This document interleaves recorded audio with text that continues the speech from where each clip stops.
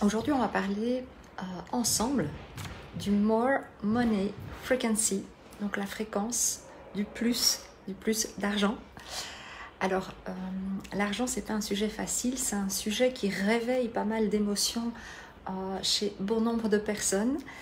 On met soit l'argent sur un piédestal et on se met à son service et on en devient l'esclave, soit on réussit à mettre l'argent à notre service et à l'autre extrémité, c'est lui qui devient notre esclave. Ces deux positions de l'argent sont dans des extrémités fortes. Or, l'argent aime occuper une place centrale. L'argent aime qu'on lui attribue de la neutralité, mais les gens aujourd'hui vont chacun lui donner une interprétation, chacun lui donner une fonction, chacun lui donner un rôle dans leur vie qui est totalement différent des uns et des autres. Mais l'argent, à la base, c'est important de comprendre qu'il est neutre. C'est nous qui lui donnons l'importance qu'il a, c'est nous qui lui donnons l'énergie qu'il a, c'est nous qui l'attirons, c'est nous qui le repoussons aussi. Et donc, commencer à avoir facile à s'exprimer autour de tout ce qui concerne l'argent va vous aider à avoir une meilleure relation avec l'argent. Alors, ce qui va se passer, si on fait un lien entre l'argent et les neurosciences, c'est que votre mental va désirer de l'argent. Donc, notre mental, lui, si vous n'en avez pas assez, il va en vouloir plus. Et puis, si vous en avez déjà, de toute façon, il en voudra encore plus. Donc, quoi qu'il arrive, tout le monde est au même niveau, c'est-à-dire que tout le monde veut encore plus d'argent. Alors, pourquoi cette quête à avoir plus d'argent? Tout simplement parce qu'on recherche à travers cet argent, à travers cette fréquence vibratoire, soit simplement de nourrir nos besoins, notre sécurité, de faire grandir notre sécurité financière, soit tout simplement à travers le plus d'argent, on désire avoir plus de choix, plus d'options dans notre vie, plus d'options dans notre catégorie de vie. Et donc, on désire augmenter cette sensation de liberté qu'on a quand on a plus d'argent. Donc, une liberté de lieu, une liberté de choisir les lieux que vous voulez fréquenter, les objets que vous voulez acheter. Et donc, c'est cette liberté de choix que finalement, nous devons rechercher à travers l'argent.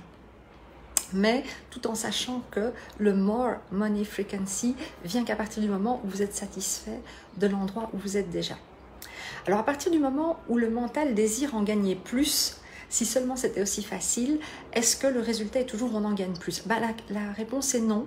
Finalement, dans mes sessions en neurobusiness coaching, ce que j'observe, c'est que la plupart des gens... bonjour Joël, comment vas-tu? La plupart des gens, quand ils pensent à gagner une somme supérieure d'argent ou gagner tout court une somme d'argent, il y a parfois des peurs qui vont venir. Il y a parfois des émotions négatives qui vont ressortir. Pourquoi? Parce qu'au départ, la personne, elle va avoir un mental positif. Elle va désirer plus d'argent avec de l'enthousiasme. Et puis, à un moment donné, si le résultat se fait attendre, ou parfois pas, ou tout simplement comme ça, on a notre subconscient qui va venir faire remonter les croyances négatives qu'il a emmagasinées. Alors, ces croyances négatives, ça peut être quoi? Ça peut être, par exemple, vous avez par le passé lancé une entreprise, ça n'a pas marché, et donc, au niveau de vos finances, les résultats n'ont pas été là, et donc vous avez associé de la souffrance à gagner plus d'argent. Et donc cette souffrance, elle est emmagasinée dans votre corps et votre subconscient est alors négatif. Et donc ça veut dire quoi? Ça veut dire que malgré l'enthousiasme que vous émettez de désirer plus avec cette nouvelle idée qui vous est venue pour faire plus d'argent, cette nouvelle idée de business, à un moment donné, le subconscient est négatif. Donc on se retrouve avec un mental positif, un subconscient négatif et donc avec une fréquence vibratoire qui est nulle. Et donc votre fréquence vibratoire du More Money Frequency va s'annuler et donc vous n'émettez rien. Et donc en général, on a très très difficile de passer à l'action. Ou si on passe à l'action, les actions ont peu de résultats. Et quand on est dans cette situation-là, alors on va rentrer dans un cercle. C'est-à-dire que à partir du moment où votre subconscient est négatif, il va s'opposer, il va résister à ce que désire votre mental.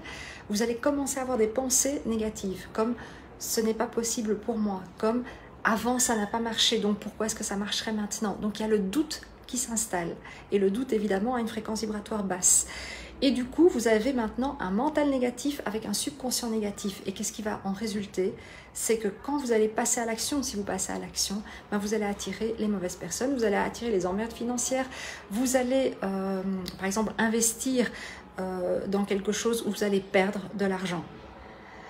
Donc, pourquoi rechercher un alignement d'abord mental positif, subconscient positif et donc corps qui passe à l'action de manière positive avant de passer à l'action? Tout simplement, c'est parce que vous allez augmenter votre fréquence vibratoire, vous allez attirer d'autres personnes, vous allez attirer d'autres situations, vous allez avoir d'autres idées, vous allez être à la bonne place au bon moment, vous allez vous adresser aux bonnes personnes et tout ça va faire en sorte que finalement, votre énergie est correctement dirigée. Et donc, chaque action que vous allez faire aura une portée beaucoup plus grande que si vous avancez avec un mental positif et un subconscient négatif, ou pire encore, un mental négatif et un subconscient négatif. Donc la première chose à faire, c'est d'avoir un mental plus avec un subconscient plus. Et c'est ça qu'on appelle l'alignement.